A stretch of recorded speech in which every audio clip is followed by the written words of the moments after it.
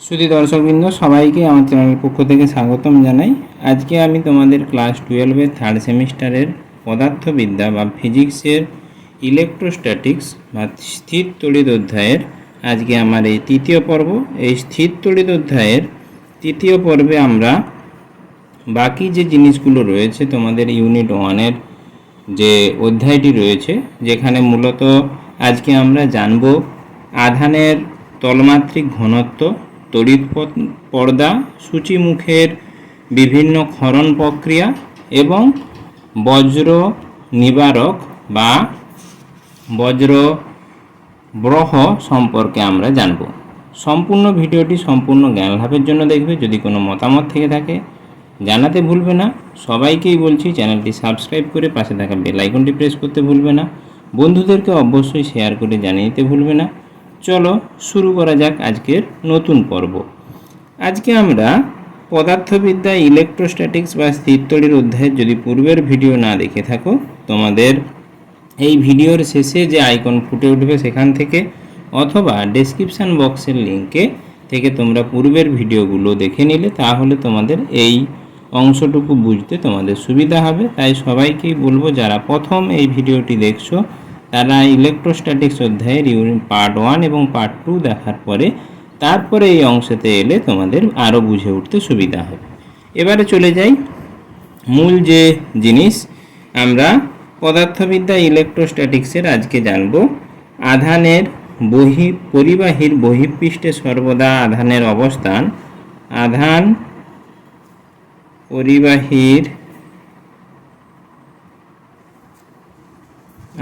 পরিবাহীর বহিঃপৃষ্ঠে সর্বদা অবস্থান করে, এর আমরা যুক্তি সহ প্রমাণ জানার চেষ্টা করব।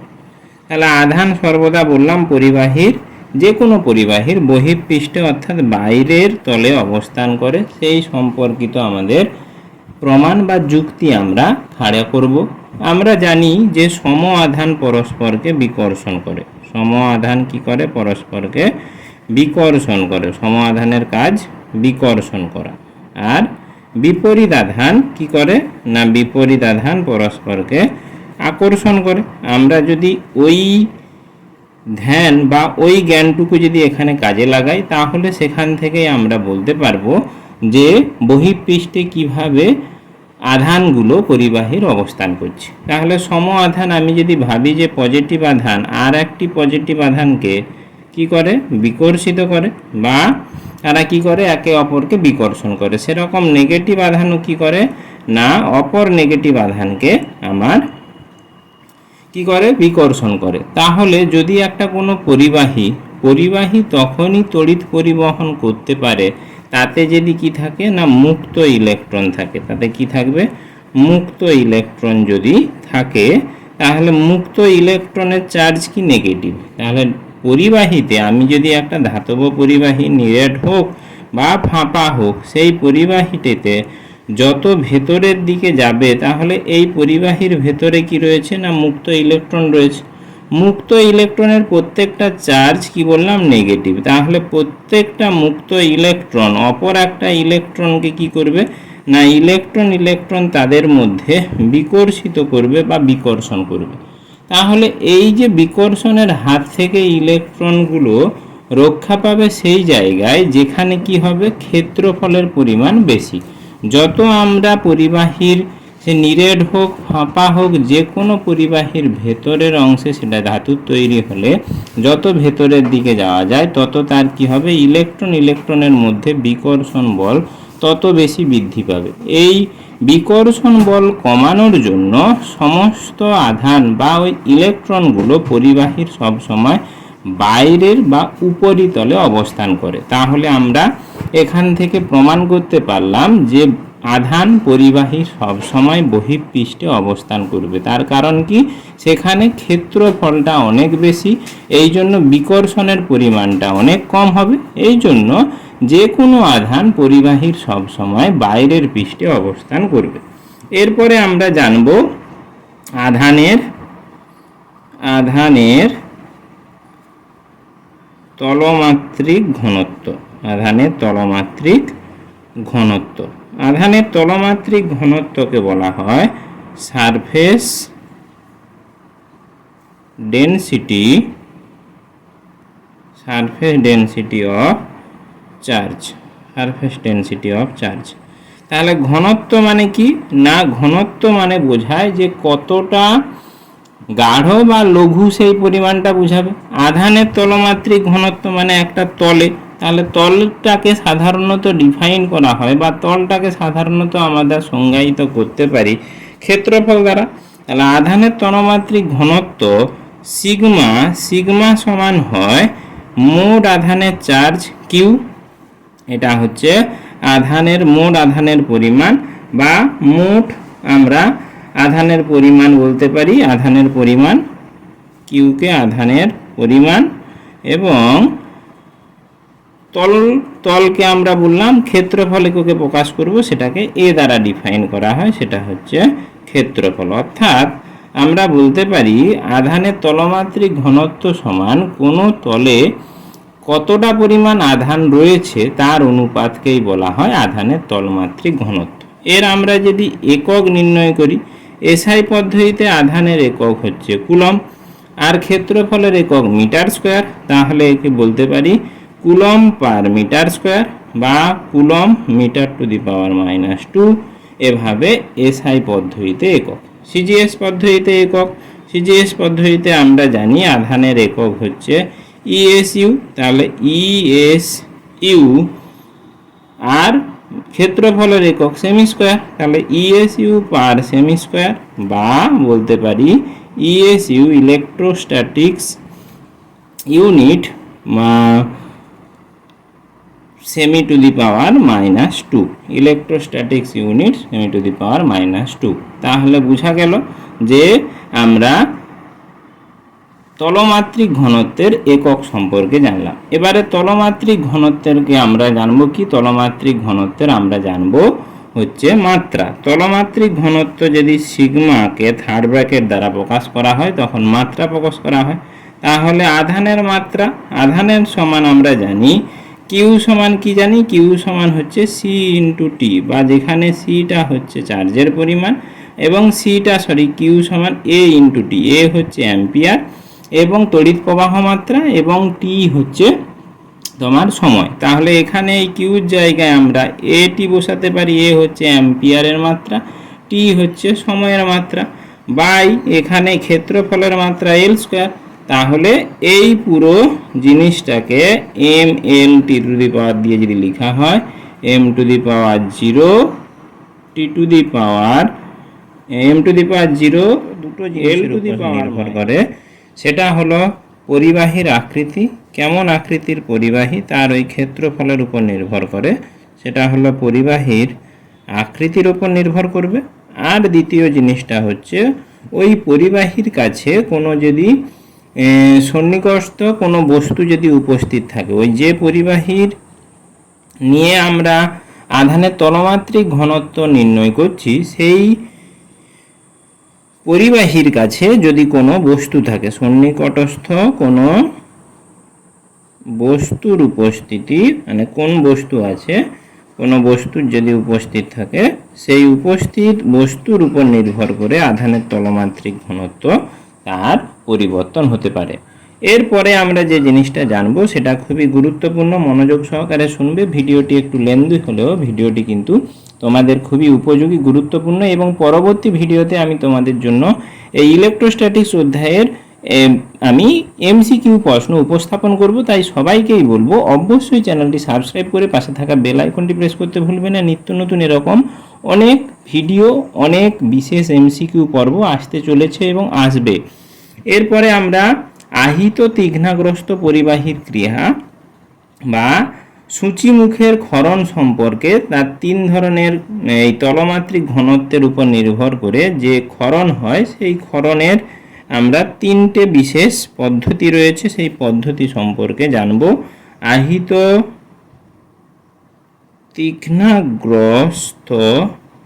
তীক্ষ্ণাগ্র পরিবাহীর আহিত তীক্ষ্ণাগ্র পরিবাহীর ক্রিয়া।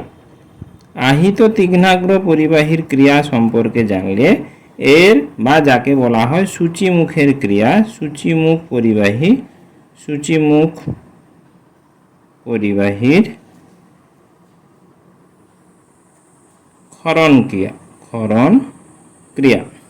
সূচিমুখ পরিবাহী কি না, যে কোনো পরিবাহীর মুখটা যদি খুব সূচালো বা ধারালো হয়, সেই পরিবাহীতে যদি তার তলমাত্রিক ঘনত্ব, আধানের তলমাত্রিক ঘনত্ব সিগমার পরিমাণ যদি খুব বেশি হয়, তখন সেই পরিবাহী থেকে দেখা যায় যে কিছু সময় অন্তর অন্তর পরিবাহীর তড়িৎ যে আহিত করা হয়েছিল সেই তড়িৎ আহিতের পরিমাণ বা সিগমার পরিমাণ পরপর ধীরে ধীরে কমছে, তলমাত্রিক ঘনত্ব আধানের পরিমাণ পরপর কমছে। সেই কমে যাওয়ার পরিমাণ তিনটে ভাবে কমতে পারে। সেই তিনটে ভাবে কমার ব্যাপারটা আমি বিস্তারিতভাবে বুঝিয়ে বলছি এবং তোমরা কিন্তু গুরুত্বপূর্ণভাবে শুনবে ভালো করে এবং বোঝার চেষ্টা করবে। সূচিমুখের প্রথম আমরা যেটা জানব ক্ষরণ ক্রিয়া। সূচিমুখের আমরা ক্ষরণ ক্রিয়া সম্পর্কে জানব। এই ক্ষরণ ক্রিয়ার মতোই এর দ্বিতীয় যে বিশেষ প্রক্রিয়া রয়েছে সূচিমুখের সেচন ক্রিয়া, দুটো প্রায় একই রকম। তাহলে প্রথমটা বুঝে নাও, পরেরটা বুঝতে আরো সুবিধা হবে, যাকে বলা হয় ডিসচার্জ অ্যাকশন অফ পয়েন্ট। আমরা সিগমা সমান জানি কি না, সিগমা সমান কিউ বাই এ, আধানের মোট পরিমাণ ডিভাইডেড বাই তল বা ক্ষেত্রফল। যখন সূচিমুখ অর্থাৎ যার বললাম যে পরিবাহীটার একেবারে সূচালো প্রান্ত যখন থাকবে এবং ওই পরিবাহীতে যদি প্রচুর পরিমাণে আধানের তলমাত্রিক ঘনত্ব খুব বেশি হয়, তখন কি করে না, ওই সূচিমুখ যদি আমি ভাবি যে ওই সূচিমুখ পরিবাহীটা কোথায় রয়েছে না, সূচিমুখ পরিবাহীটা আমার রয়েছে বায়ুর সঙ্গে বা বায়ুতে রাখা হয়েছে। সেই বায়ুতে যখন রাখা হবে, বায়ু কিন্তু কি না, বায়ুর সংস্পর্শে যখন রাখা হবে, তীক্ষ্ণ প্রান্ত যেহেতু সিগমার মান খুব বেশি, এই সিগমার মান খুব বেশি হওয়ার জন্য এই সংলগ্ন বায়ুর চারপাশে একটি তড়িৎ ক্ষেত্র ওই সূচিমুখ তৈরি করবে। এই তড়িৎ ক্ষেত্র তৈরি করার জন্য কি হবে না, চারপাশে তড়িৎ প্রাবল্যের মান বৃদ্ধি পাবে। তড়িৎ প্রাবল্যের মান বৃদ্ধি পেলে এখানকার যে অনাহিত বায়ু, সেই বায়ুগুলোর আবেশের ফলে সেগুলো কি হবে, আয়নিত হবে বা সেগুলোতে আমার চার্জে পরিণত হবে। এই সূচিমুখে যে বিশেষ আয়নের আহিত, আমি যদি বলি সেটা নেগেটিভ আয়নে যদি আহিত হয়, সেই নেগেটিভ আয়নের পাশে থাকা যে সংস্পর্শে থাকা বায়ুগুলো, অনাহিত বায়ুগুলো, তারাও আবেশের ফলে কি হবে না, নেগেটিভ দ্বারা তোমার প্রথমে কি হবে না, এই পরিবাহীর আবেশের ফলে পরিবাহীর সংস্পর্শে থাকা সম আধান প্রাপ্ত হবে এবং এর পাশে বায়ুগুলো নেগেটিভ চার্জগ্রস্ত হবে। নেগেটিভ চার্জগ্রস্ত হওয়ার পরে আমরা জানি যে সম আধান পরস্পরকে বিকর্ষণ করে। তাহলে কি হবে, ওই আয়নিত বায়ুগুলো পরপর সূচিমুখ থেকে আধান সংগ্রহ করে নেগেটিভ গ্রস্ত বা একই আধানে যখন হয়ে গেল, পরস্পর থেকে বিকর্ষণ করে ওই আধানগ্রস্ত বায়ুগুলো কি করবে, ওখান থেকে স্থান ত্যাগ করবে এবং অনাহিত বায়ুগুলো আবার ওখানে ওই শূন্যস্থান, ফাঁকা স্থান পূরণ করবে। তাহলে কি হচ্ছে না, এইভাবেই বায়ু কণাগুলো সূচিমুখ থেকে আধান নিয়ে চলে যেতে থাকবে। এই চলে যাওয়াকেই বলা হয় আমার সূচিমুখের ক্ষরণ ক্রিয়া বা ডিসচার্জিং প্রক্রিয়া, বা একে বলতে পারি ডিসচার্জিং প্রক্রিয়া। এরপরে আমরা যেটা জানবো সেটা হলো সূচিমুখের ক্ষরণ ক্রিয়া সম্পর্কে জানলাম, সূচিমুখের সেচন ক্রিয়া। ওই সেচন ক্রিয়া ব্যাপারটা প্রায় আগেরটার মতোই, তার সঙ্গে একটু নতুন ধারণা যুক্ত হবে, spraying of charge, spraying action of point. ওই সূচিমুখগ্রস্ত যদি আমি আবার সেই সূচিমুখগ্রস্ত যদি পরিবাহীকে কোনো বায়ুর শূন্য স্থানে অনাহিত বায়ুতে রাখা হয়, তখন কি হবে না, ওই আবেশের ফলে এখানে সম আধানে পরিণত হবে এবং সম আধান পরস্পরকে বিকর্ষণ করার জন্য ওই বায়ুগুলো পরস্পর কি করবে, ওখান থেকে আধান নিয়ে পরপর স্থান পরিবর্তন করবে এবং ওই স্থানটা শূন্যস্থান বা ফাঁকাতে পরিণত হবে। ওই শূন্যস্থান বা ফাঁকা জায়গাগুলো বাইরে থেকে বায়ু এসে ওখানে কি করবে না ওখানে পরপর আমার ওই শূন্যস্থান পূরণ করবে। আমি যদি ওই জায়গায় কোনো একটি বিশেষ তড়িৎ বার্তা বা কিছু যদি আমি একটা চাকতি পিনযুক্ত রাখি, তাহলে বায়ুর যে প্রবাহের জন্য ওই পিনযুক্ত চাকতিটাই কি হবে না বাতাস যখন ওর ভেতর দিয়ে প্রবাহ হবে চাকতিটা ঘুরতে থাকবে, তাকে বলা হয় তড়িৎ বার্তা বা ইলেকট্রিক্যাল উইন্ড, তার চাকাটিও ঘুরতে থাকবে। তাহলে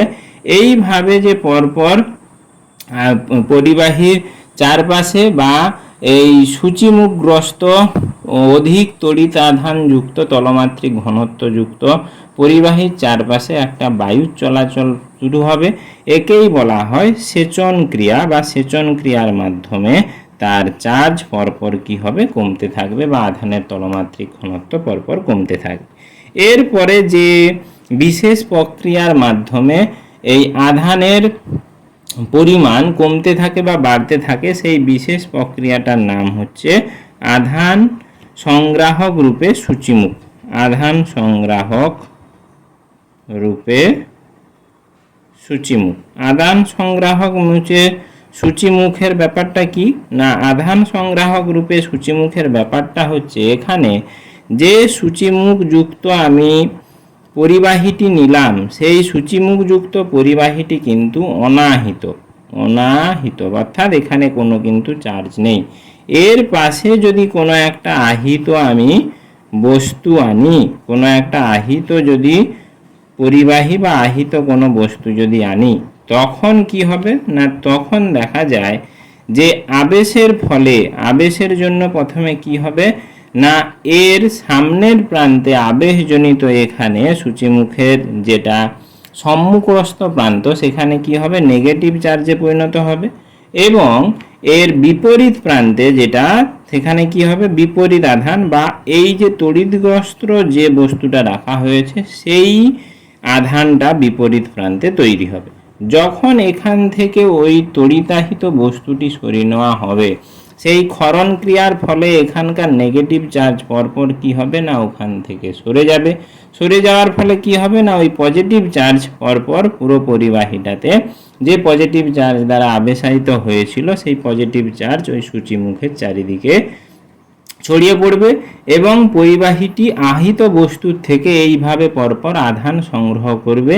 সেই জন্য বলা হয় সূচিমুখের পরিবাহী আধান সংগ্রাহক রূপে এখানে কাজ করে। তাহলে তিনটে পদ্ধতিতে পরিবাহীর আধান গ্রহণ এবং আধান ডিসচার্জ বা আধান ছেড়ে দেওয়ার প্রক্রিয়াটা চলে, সে ব্যাপারে বিস্তারিতভাবে বুঝতে পারলে এবারে আমরা জানব তড়িৎ পর্দা। তড়িৎ পর্দা কি না তড়িৎ পর্দা বা ইলেকট্রিক স্ক্রিন হচ্ছে কোনো একটা পদার্থকে যদি আমরা তড়িৎ নিরপেক্ষ বা বাইরের তড়িতের হাত থেকে যদি তাকে রক্ষা করতে চাই, তাহলে কি হবে ওই পরিবাহীর বাইরে যদি কোনো ধাতব পাত দ্বারা তাকে আবৃত করা হয়, তখন ওই ধাতব পাতটা ওই পরিবাহীর তড়িৎ পর্দা হিসাবে কাজ করে এবং তখন কিন্তু ওই যা তড়িৎ সেই ওই ধাতব পাতের ওপর দিয়েই কেবলমাত্র সেই তড়িৎ যাওয়া আসা করবে। তখন ওই পরিবাহীর ভেতরের যে পদার্থ সেই পদার্থ বা সেই